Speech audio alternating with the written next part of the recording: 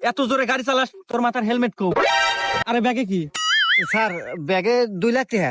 হ্যাঁ 2 লাখ টাকা? এত টাকা কোনে পালু? স্যার আমি তো বাজি খেলে 2 লাখ টাকা কামাই করছি।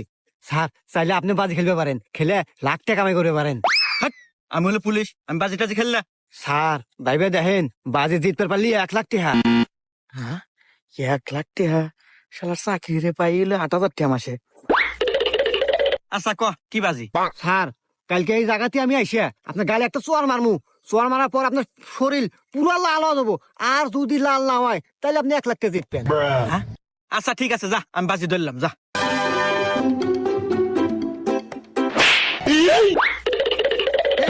আমার গাও নালা নাই, দে দে 1 লাখ টাকা দে দে দে।